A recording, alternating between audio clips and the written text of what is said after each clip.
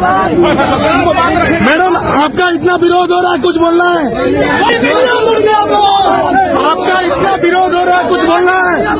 आपका इतना विरोध हो रहा है, कुछ बोलना है?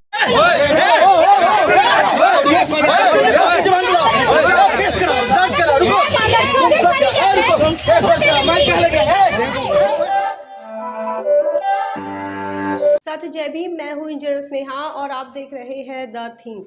इस वक्त हम हैं नेशनल दस्तक के स्टूडियो में और हमारे साथ मौजूद है नेशनल दस्तक की पत्रकार निधि रतन जी। और बहुत बहुत स्वागत है मैम आपका। Thank you. साथियों आज हम मैम से बात करने वाले हैं अलग अलग विषयों पर और ख़ासकर इनका मैं इंट्रोडक्शन आपको देना चाहूँगी। और वैसे तो आप सभी लोग जानते हैं कि देश के अंदर एक महिला पत्रकार का नाम हुआ जब डीयू के अंदर महिला पत्रकार पर कुछ एबीवीपी के गुंडों ने हमला किया था। उसमें से वही ये निधि रतन जी है जिनके ऊपर इस प्रकार का एबीवीपी के द्वारा हमला हुआ था। जी बहुत बहुत शुक्रिया द थिंक का कि आप बहुत सेंसिटिव मुद्दों पे बात कर रहे हैं। और क्या मुद्दा था? वो मुद्दा था कि ज्ञान व्यापी मस्जिद को लेके और मंदिर को लेके, शिवलिंग को लेके काफ़ी कंट्रोवर्सी चल रहा था। प्रोफेसर रतन लाल जो डीयू में इतिहास के प्रोफेसर हैं, उन्होंने एक ट्वीट किया था, क्योंकि इतिहास के प्रोफेसर है, नॉर्मल सी बात है, वो इतिहास के बेस पे काम करते हैं। तो इसी के दौरान उनकी अरेस्टिंग होती है, फिर उनको गिरफ्तार कर लिया जाता है, फिर वो रिहा होते हैं। अगले दिन फिर उनके लिए प्रोटेस्ट कॉल किया जाता है। अखिल भारतीय परिषद के कुछ स्टूडेंट होते हैं और कुछ गुंडे भी होते हैं जो स्टूडेंट नहीं थे। हिंदू कॉलेज के बाहर वो नारेबाजी करते हैं, रतन लाल का खतना होगा, इस तरीके के अपशब्द बोले जाते हैं। वहाँ पे हम लोग जाते हैं और नेशनल दस्तक के संपादक शंभू कुमार सिंह भी थे मेरे साथ। तो मैं उनका जस्ट कैमरा कर रही थी रिपोर्टिंग के दौरान, तो वो हमारा कैमरा छीनने लगे और कहने लगे ये सब बंद कीजिए, तो और कॉलर पकड़ने लगे। तो ये सब चीज़ें मतलब ठीक नहीं कि बहुजन समाज का पत्रकार सुरक्षित नहीं है। अगर आप महिला के तौर पे रिपोर्टिंग करते हैं, मुखर होकर आवाज़ उठाते हैं, तो ये बहुत ज़्यादा सोचने वाली बात है कि आखिर वही चीज़ अगर अंजना ओम कश्यप के साथ हो तो उसको पुलिस प्रोटेक्शन दिया जाता है, और बहुजन समाज का व्यक्ति, बहुजन समाज की महिला सड़कों पर अपना काम करे। हम सिर्फ सवाल ही तो पूछ रहे हैं, हम किस पे तलवार थोड़ी चला रहे हैं। हम सवाल पूछने पे लोगों को इतनी तकलीफ होती है कि हमारे साथ हाथापाई करते हैं, महिला का गिरबान पकड़ लेते हैं। तो इसी चक्कर में वो सब पूरा इंसिडेंट हुआ था। अब जबकि महिला कांस्टेबल भी वहाँ मौजूद थी, वहाँ दिल्ली पुलिस मौजूद थी, ये सब दिल्ली पुलिस की मौजूदगी में वहाँ हो रहा था।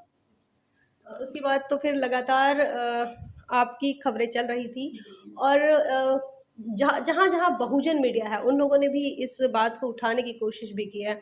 और ये जो इंसिडेंस हुआ इसके बाद एक बड़ा सवाल आया कि जब बहुजन पत्रकारिता कितनी कठिन हो गई है और एक महिला जो है वो पत्रकारिता कर रही है, सवाल पूछ रही। तो ऐसा आपको नहीं लगता है कि देश के अंदर सवाल पूछना जो है वो एक अपराध जैसा हो गया है कि सवाल ना पूछे, जो हो रहा है होने दीजिए, ऐसा कुछ क्या लग रहा है आपको? आपने बहुत अच्छा सवाल किया। देश के अंदर सवाल पूछना वाजिब है, लेकिन अब किस जाति से आते हैं और उसके बावजूद आप सवाल कर रहे हैं, इससे तकलीफ है। इससे मनुवाद समाज में बैठे एमपी एमएलए, नेता अभिनेता प्रवक्ता, सबको तकलीफ होती है। उनके आपके सवाल से दिक्कत नहीं, उनको दिक्कत है आपकी जाति से, कि उस जाति का व्यक्ति हमसे सवाल कैसे कर रहा है।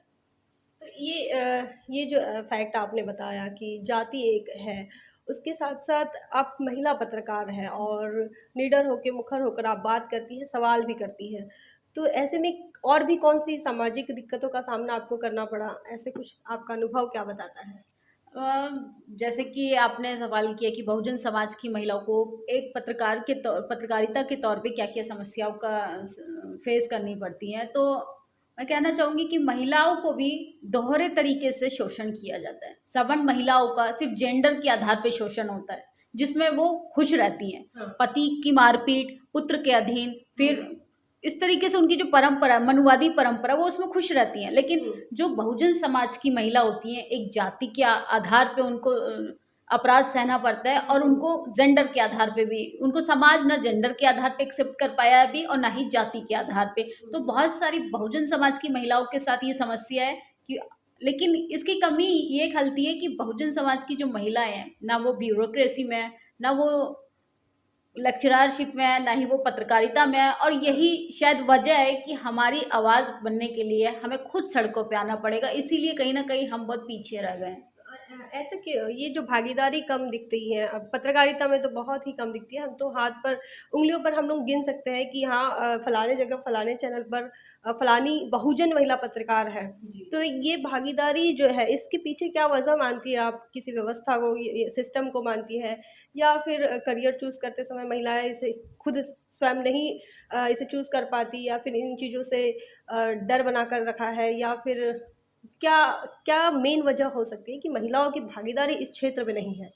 महिलाओं की भागीदारी बहुजन पत्रकारिता के साथ साथ किसी भी फील्ड में नहीं है। बहुजन समाज की महिलाएं आज भी वो इज्जत का जो क्या कहते हैं, इज्जत का जो टोकरा है वो अपने सर पे घरों में बैठकर ढो रही हैं। कहीं ना कहीं हम उस समाज में रहते हैं जिसमें हमारा परिवार भी रहता है, हमारे आस पड़ोस के लोग भी रहते हैं, और उस आस पड़ोस में रहने वाले कौन लोग हैं? मनुवादी लोग, जो कर्म कांड को बढ़ावा देते हैं, जो पाखंडवाद को बढ़ावा देते हैं। अगर हमारा परिवार अगर हमारे लिए डिसीजन लेगा तो वो हमारे लिए नहीं लेगा, वो उस समाज के लिए डिसीजन लेगा कि हमारी बच्ची वो कौन सा सब्जेक्ट चूज करेगी, हमारी बच्ची वो कौन से करियर में सही रहेगी। अगर टीचर बनेगी तो घर गृहस्थी भी संभालेगी, बाहर वो कमा कर भी लाएगी। ये सब मनुवादी परंपरा है कि पति की सेवा करना, पुत्र की सेवा करना, वंश को आगे बढ़ाना, ये सब मनुवादी परंपरा हमारे ऊपर थोपी गई है। इसी कारण ना हमारा ग्रो नहीं हो पाता, हमारे जो परिवार का जो दायरा होता है वो सीमित होता है, क्योंकि समाज का जो एक परसेप्शन होता है वो यही होता है कि महिलाओं को नीचा तबका समझा जाता है। और बहुजन समाज की महिलाएं जब पढ़ेंगी तो तकलीफ तो होगी, क्योंकि सवाल एक मायावती हजम नहीं हो रही है समाज को, तो सोचिए लाखों मायावती कहाँ से सहन कर पाएंगे। एक और सवाल जब हम बातचीत कर रहे थे तो मेरे मन में आया कि अगर आप इतनी मुखर होकर बात करती तो आपने मनुवादी मीडिया में जाने का क्यों नहीं सोचा? बहुजन मीडिया ज्वाइन करके बहुजनों की आवाज़ बनना, ये क्यों सोचा? देखिए, मनुवादी मीडिया में मैंने जाने का इसलिए नहीं सोचा क्योंकि हिंदू मुसलमान मुझे नहीं करना था, पत्थरबाजी के लिए मुझे बढ़ावा नहीं देना था, जाति भेदभाव को मुझे बढ़ावा नहीं देना था।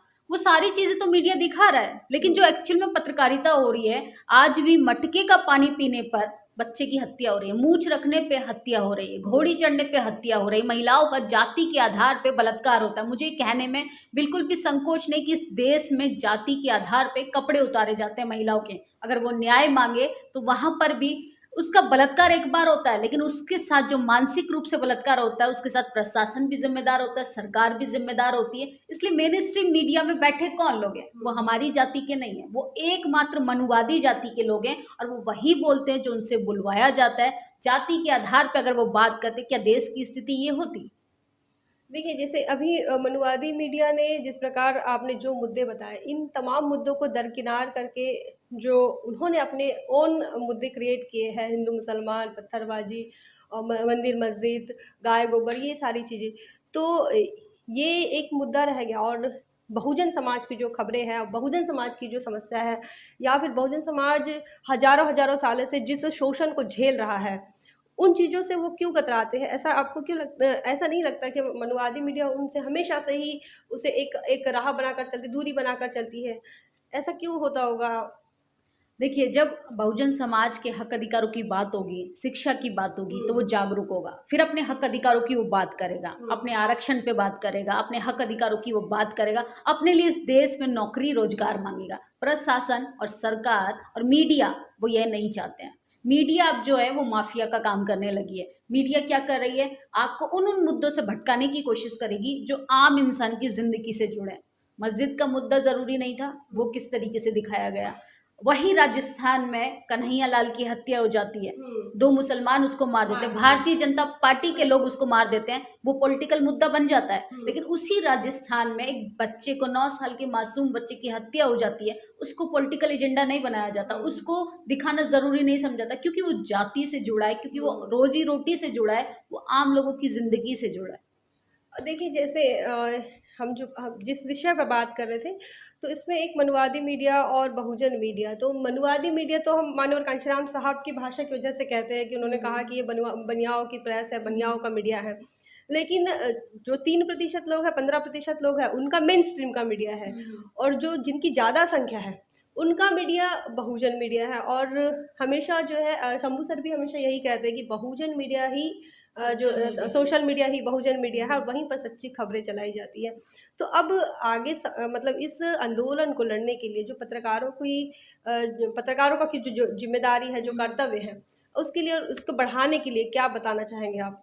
बहुजन पत्रकारिता को बढ़ाने के लिए मैं तो सबसे पहले यही कहना चाहूँगी, जो ये सोचकर बैठे हैं कि हमारे लिए मेन स्ट्रीम मीडिया बात करेगी, जिसको मनु मीडिया कहते हैं। मेन स्ट्रीम तो वो नामात्र नाम के लिए रह गया है, लेकिन जो आपके हक अधिकारों के लिए अभी तक बात नहीं करी। कहने के लिए हम आज़ादी का 75 साल मना रहे हैं, लेकिन आज भी हमारे आवाज़ के लिए कोई मेन स्ट्रीम मीडिया ही नहीं है, अखबार नहीं है हमारे। इसलिए बाबा साहब ने अपने अखबार चलाए थे, दमुख नायक, समृद्ध भारत, इस तरीके के पेपर को वो उस जमाने में सोच रहे थे जिस समाज में आज भी हम नहीं सोच पा रहे हैं। तो कहीं ना कहीं हमें खुद ही जो जिसको चोट लगी है दर्द तो वही बयां करेगा ना। तो मनुवादी लोग क्या जाने कि जाति की पीड़ा क्या होती है, मनुवादी लोग क्या जाने कि मटके से पानी पीने के लिए भी हमें आज भी संघर्ष करना पड़ रहा है। तो इसलिए बहुजन समाज को एकजुट होना पड़ेगा, और महिलाएं खासकर आएंगी तो इस समाज की शायद स्थिति बहुत ही ज़्यादा अच्छी बदल पाएगी, क्योंकि एक मायावती ने इतिहास बदल के रख दिया। तो हज़ारों मायावती होंगी, हज़ारों पत्रकार पैदा होंगे, हज़ारों सोशल मीडिया होंगे, तो हमारी आवाज़ ज़्यादा मजबूत बनेगी। बहुत बहुत धन्यवाद। हमारे साथ थे नेशनल दस्तक की महिला पत्रकार ही कहना चाहिए, महिला पत्रकार करके मैं भी किसी प्रकार का भेदभाव नहीं चाहूँगी, कि हमारे साथ नेशनल दस्तक की पत्रकार थी और मुखर पत्रकार है।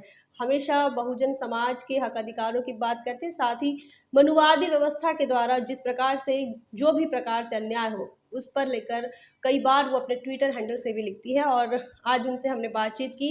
इनसे बातचीत करके आपको क्या समझ आया, कुछ समझ आया, और आपको क्या लगता है इन तमाम मुद्दों को लेकर, पत्रकारों की, महिलाओं की स्थिति को लेकर, और साथ ही मनुवादी मीडिया का रवैया देखकर कमेंट सेक्शन में ज़रूर बताएं।